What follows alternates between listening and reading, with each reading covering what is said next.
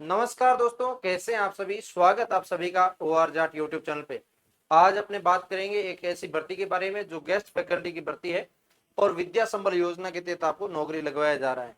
तो ये कौन सी भर्ती है, कहाँ की भर्ती है, क्या आपको करना पड़ेगा, ये सारी चीजें आपको बता दूंगा। पद कम हो सकते हैं, ज्यादा हो सकते हैं, लेकिन आपको नौकरी है जो बहुत कुछ कम समय के अंदर और बहुत कुछ मेहनत के बाद आपके यहाँ पे नौकरी मिल जाती है।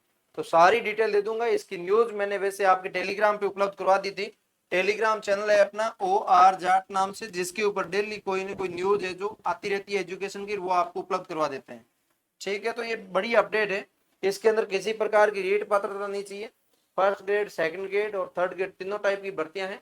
बहुत बेहतरीन भर्तियां, बहुत बेहतरीन अवसर है। तो आगे बढ़ते हुए एक बहुत महत्वपूर्ण जानकारी दे देता हूँ, और ऐसी जानकारी आपके बहुत काम आएगी आगे जाके, क्योंकि मैं जानकारी ऐसी दे रहा हूं जिसके अंदर कोई सिलेक्टेड आपका ही साथी है जो पढ़ा रहा है, और बहुत कम प्राइस के अंदर पढ़ा रहा है कि साथियों की, मेरे साथियों की हेल्प हो जाए इसी मकसद से।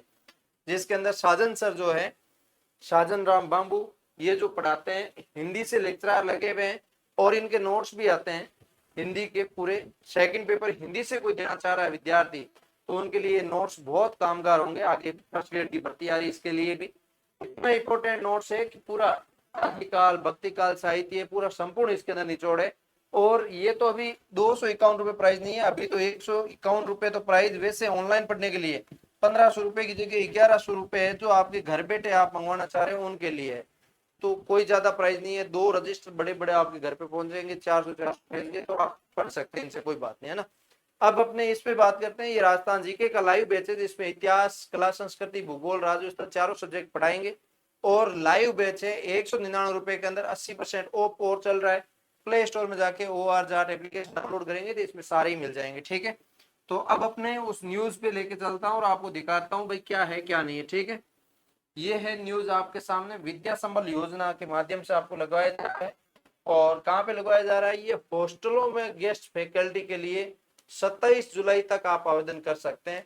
आपके पास अभी 7 दिन और बचे हैं। इस 7 दिन में आप आवेदन कर सकते हैं। ठीक है, अब मैं बात करूं, ये है आपके सामाजिक न्याय और आधिकारिकता विभाग की भर्ती है।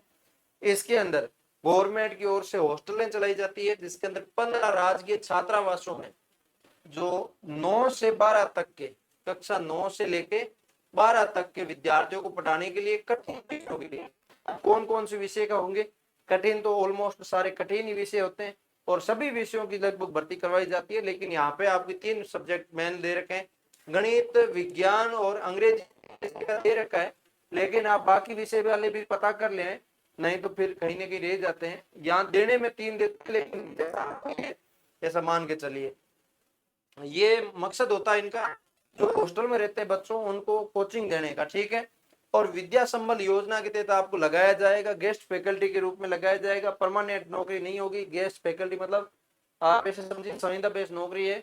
और आपके पास अनुभव प्रमाण पत्र भी आएगा कहीं ना कहीं। यहाँ से आगे आप सेंट्रल गवर्नमेंट की जैसी CBSE स्कूलों में जाते हैं तो वहां पे अनुभव प्रमाण पत्र बहुत काम आता है ना। और इसके बाद में बात करूं, इसके लिए आवेदन आमंत्रित किए हुए संयुक्त निदेशालय LD पवार ने बताया है कि बीकानेर मुख्यालय व सभी ब्लॉक हॉस्टलों में प्रत्येक विषय के लिए एक एक। तो यहाँ पे सभी ब्लॉक मतलब बीकानेर के अलावा भी जिलों के अंदर ब्लॉक जो भी है उनके अंदर भी आप पता कर सकते हैं। बाकी बीकानेर वालों को तो है ही है। सभी ब्लॉक के अंदर, हर ब्लॉक के अंदर हॉस्टलें हैं और हर ब्लॉक के अंदर टीचरों की आवश्यकता है। तो कुल मिला के काफी सारी इसके अंदर पद है जो देखने को मिलेगी। तो इसके अलावा इसके अंदर जो पात्रता रखते हैं ना, उनको यहाँ पे फॉर्म लगाना है।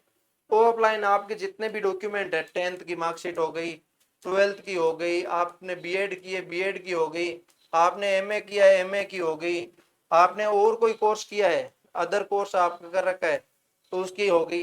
ये सारे कोर्सेज का सर्टिफिकेट की फोटोकॉपीज आप लेके जाना।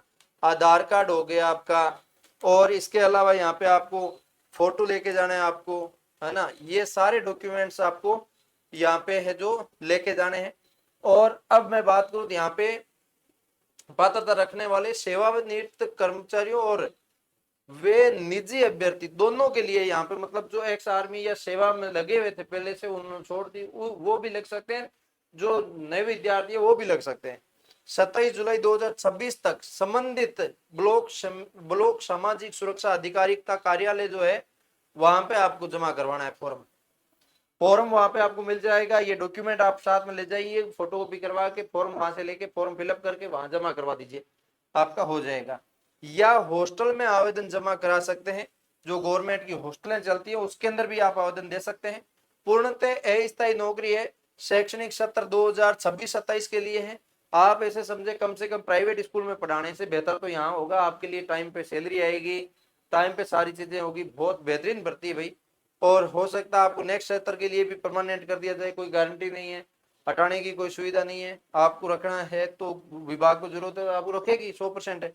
विभाग ने चयन प्रक्रिया के लिए एक विशेष कमेटी का गठन किया है और संबंधित सेवा नियमों के तहत योग्यता रखने वाले स्थानीय निजी अभ्यर्थियों और अनुभवी सेवानिवृत्त शिक्षकों मेरिट के आधार पर वरीयता दी जाएगी। इसके अंदर वरीयता किसको मिलेगी? एक तो आपके जो सेवानिवृत्त जो आपके रिटायरमेंट व्यक्ति है उनको, दूसरा यहाँ पे अपने अपने क्षेत्र के अंदर आप माने तो अपने ब्लॉक के अंदर जो विद्यार्थी है जो हॉस्टल चलता है उस हॉस्टल के अंदर दें, द बेस्ट होगा, ठीक है। और या फिर विभाग का नाम दिया यहाँ पे सामाजिक सुरक्षा अधिकारी के कार्यालय के अंदर आप जाके जमा करवा सकते हैं। ये आपके लिए मतलब इनके आधार पे मान लो इन डॉक्यूमेंट के आधार पे आपके परसेंटेज अच्छे हैं, आप नए व्यक्ति है तो आपको वरीयता दी जाएगी, और आपके थोड़े से परसेंटेज कम है सेवानिवृत्त लोगों के साथ बराबर ही है तो पहले वरीयता इनको दी जाएगी। ये समझ गए होंगे आप, यहाँ पे पहली वरीयता इनको होगी और बाकी इनको होगी। अब सेवानिवृत्त व्यक्ति कोई बूढ़ा व्यक्ति आएगा तो उनसे बेस्ट आप ही होंगे, तो आपको पहले वरीयता दी जानी चाहिए, देंगे भी। और आप बेफिक्र होइए और यहाँ पे ट्राई कर सकते हैं आप।